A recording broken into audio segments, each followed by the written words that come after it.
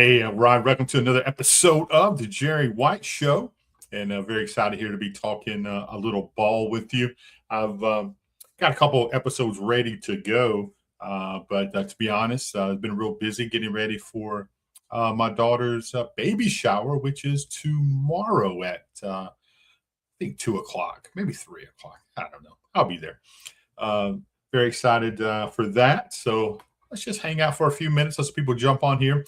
And this is going to be episode Sardis High School. I think this is episode 4 so far, just talking about what's going on in the spring and kind of how they finished up. And we've been taking a look back and kind of look at the program since 2020. And we did that with a few teams so far. So we're going to get through all of them. I also have a recruiting episode. I want to talk about recruits, college recruits here.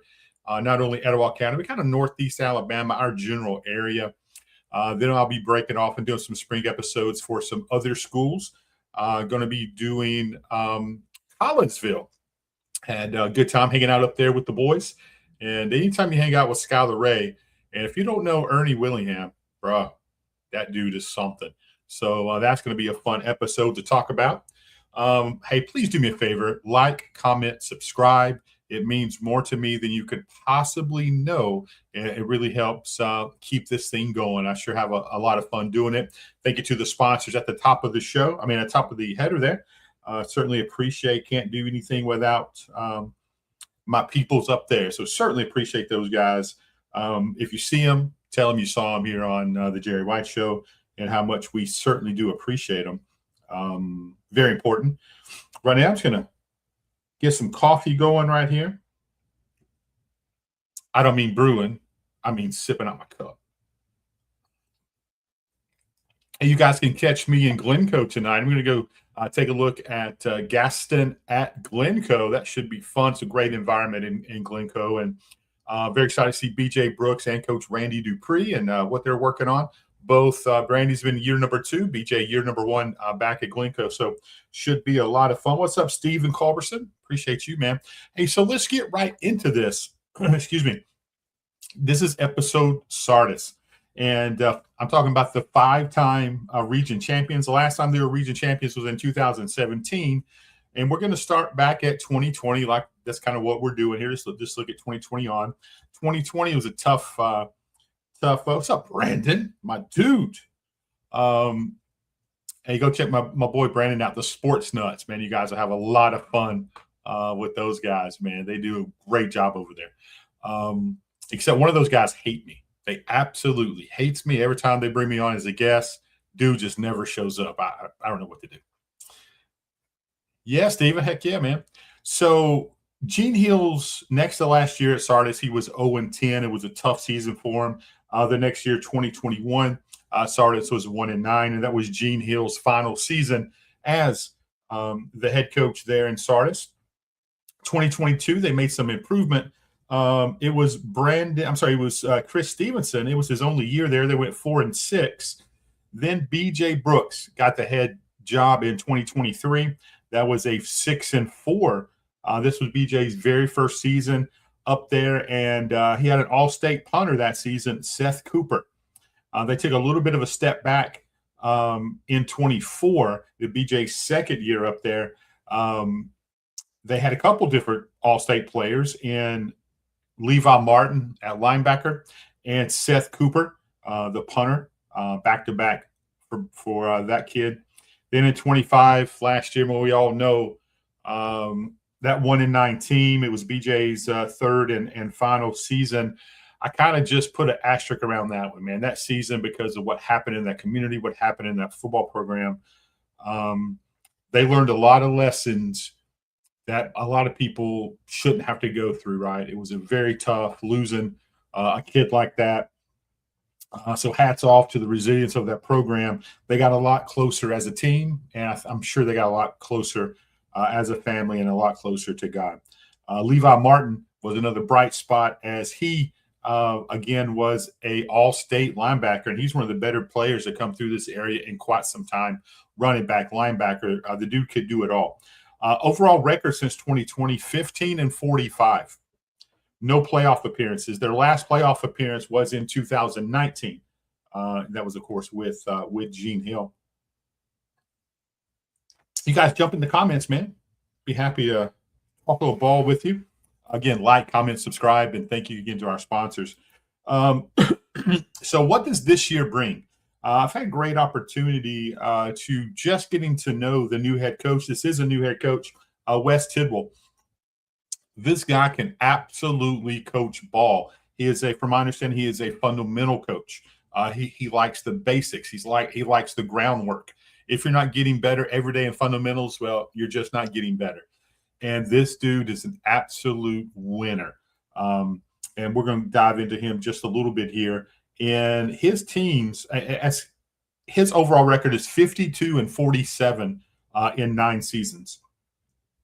In those 9 seasons, he coached at Winston County and he coached at Raglan. At Raglan, he was 31-25 in 5 years. This dude can absolute coach. 8 of the 9 years this guy's been a head coach, his team's made the playoffs. Let that sink in. Sardis, you haven't made the playoffs since 2019. This dude will find a way. That's what he's known for. 8 of 9 years he made the playoffs. And then the association did what they do. You know, they do what they do, right? They're going to split public, split private. And this team comes into 4A Region 8. When I'm looking through all this 4A Region 8, I'm thinking, man, some tough teams in here. 5 playoff teams made it. I mean, 5 teams in this new region made the playoffs last year. Let's go down. Brewer was 5A last year. Again, this is 4A Region 8. Brewer was Jeff Underwood. I'm not going to say it. I'm not. You can't make me, Jeff. I'm not going to do it. Brewer was 4-6 last year in 5A. Then this is where it gets heated up a little bit. 4A Cherokee County. They were 7-4 last year. They do have a new coach, and they lost in the first round of the playoffs last year, to a lot of people's surprise. Crossville is in this region, and Crossville did not have a team last year. So very excited first of all, for that historic program to bring back a football team is pretty exciting. 5A Fairview. Tough region, man. These guys were 12-1. They lost in the third round last year to Scottsboro 16-14. Heck of a battle. They could have easily won that game and played in the semifinals. But Fairview was 5A. They moved down to 4A. Another very, very good team, Good Hope. They were 10-3 last year. They were in 4A. They stay in 4A. They were 10-3. They lost in the third round. What up, Sam? They lost in the third round to Plainview, 28-27. And we know Plainview was one play away from playing for a state championship. And let me tell you, Plainview got better. Rush Probst is offensive consultant, offensive coordinator now. I'm not sure. They had a couple amazing transfers in. They were getting scholarship offers left and right. I'm talking about 4-star K5, Kylan Johnson from Coosa Christian. He has made the move up there. Also at quarterback, I called him the franchise, and I don't think anything's going to change, man. He's a good, solid, hard-nosed, game-winning type quarterback. He scored the game-winning touchdown for the state championship game this past year for Coosa Christian. And that team is going to be very good, but Good Hope lost to those guys 28-7. Then you look at Gunnersville. Gunnersville was a 5A team. They moved down to 4A. They were 9-2 last year, and they lost in the first round to Priceville in overtime by a field goal. Jeff and I think we were listening to that game on the way home from somewhere. So very good game. Street Smith was the quarterback on that Gunnersville team. He's playing college football. And he is a really, really good leader. So they do lose him. Then you have Hayden. Hayden was a 5A team. They were 0-10, and they have a new football coach this year. So will be some excitement there. And you have Scottsboro. Scottsboro was 9-5 last year. They lost in the semifinals to the state champion Moody Blue Devils. That game was 35-10. So if you're keeping count, Brewer, Cherokee County, Crossville, Fairview, Good Hope, Gunnersville, Hayden, and Scottsboro, this is a 9-team region. I know if you paid attention to Jeff and myself doing the Steve Smith show, the Westbrook show last year, that was also in 9-team region, and it just makes for some tough end of season stuff. So, and if you look at their overall record, I mean their overall schedule this year, again 4A Region 6, Sardis is in a 9-team region. Their schedule is no joke. They open up August the 21st, Haralson County, Georgia. That's right. They're going, bringing a team in from out of state. Then they go to Gunnersville. This is the schedule as I have it. Something could change, could be moved to another night. I'm not sure. Week 2, so week 0 is Harrison County. Week 1 is Gunnersville. Week 2 is a bye week. Then they play Crossville at home, Fairview at home, go on the road at West End, which is a non-region game, back in region play at Good Hope. Cherokee County comes to them at Hayden. Then they have Scottsboro, and they close with Brewer. So this is a team that they have something to prove. Will he keep the streak alive and make the playoffs? Man, it's going to be tough in a 9-team region. When you look at what this team lost last year, they had 18 seniors to graduate. And not just, okay, we got seniors. These dudes put in time. They put in work. They were very, very talented. This team was way more talented than the record indicates. Again, they went through a lot of issues up there.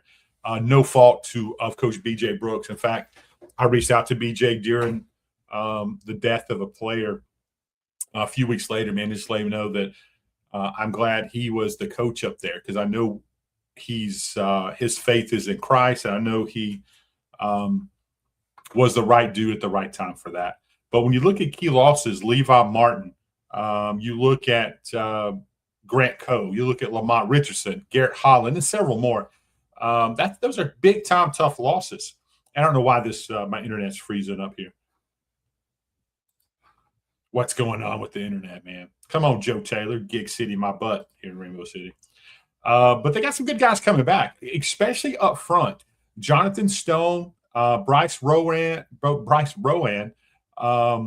Kennedy Rodriguez, Braden Gaskin, just to name a few. I'm getting information from Coach, so he's really gave me just a little bit of thoughts, and he's really excited about some of the younger guys up front as well. So when you look at the skill guys, though, you got the Wilson kid, you got Xavier Pippin, CJ Davis, Gomez, Elijah Pierce, Jay Sickles, Xavier Smith. They got some dudes that can know what to do with the football. Some really, really good skill position. Defensive, they have some long, lengthy corners. And we all know, if you watch the NFL draft, if you're a long, lengthy corner, you're going to make a lot of money in the league. Joseph Ford, MJ Jones, I think they can really play. And inside, they have Kyle Rakestraw. He's going to be a good player for him. Coach and staff, he's still trying to put that together. But this is his quote to me. Going into the summer, I feel pretty good about where we're at. Don't get me wrong, we have miles to go, but we're working hard, and we'll continue to make progress and close the gap on people we play. He understands it's a very, very tough region. He really likes the young guys a lot. They have some real talent in the junior high group coming up as well. That's how you build it. You build it with the junior high program. And the older guys are setting the tone and being the leaders and doing what they need to do. With the help of the seniors, man, they're going to build a roadmap on how to do business, how to win, and how to get Sardis back to being a special place. We all know it is, and they're being picked on by Boaz. Say what you will, Boaz got a lot of money. That's all I'm saying. Picking players from outside the community, but they have a good base, and I believe this coach is going to do a tremendous job. I think he is the right guy at the right time for this, and he is a proven winner. Winston County and Raglan, he has a 52-47 record in 9 years. Is this going to be a challenge this season? Yeah. Are they going to win the state championship this season? I don't know. I would not put lofty expectations like that. Let's build in steps. Let's build the foundation, and let's just try to get some region victories and move forward. But I think they're going to surprise a lot of people. I think they're going to surprise an awful lot of people. Again, thank you guys for jumping on. Please like, comment, subscribe.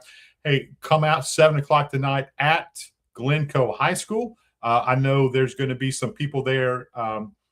This is political season. We have an election on the 19th, which is Tuesday. I know that Ben Green's going to be there.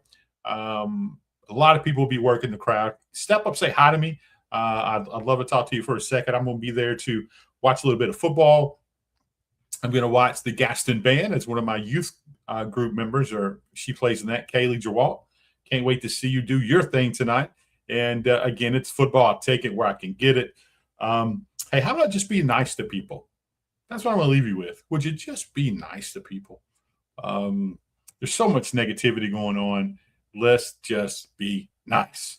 Like, comment, subscribe. Thank you again to all my sponsors. Twin City Used Cars, Tree Man Tree Service. That's my guy, Jared Bogle, 256-393-0127. Sam Boswell Honda Gadsden. How about elect Amy Minton, not Andrew Jones, on May the 19th, Senate District 10. So thank you guys for watching. Like, comment, subscribe. Let's see if we can get, 1,500 views or so on this one. Appreciate you guys. See you tonight. Oh, and again, thank you to Gaston for this past week for having me out at Shinbone. It was great to be back. Love you guys.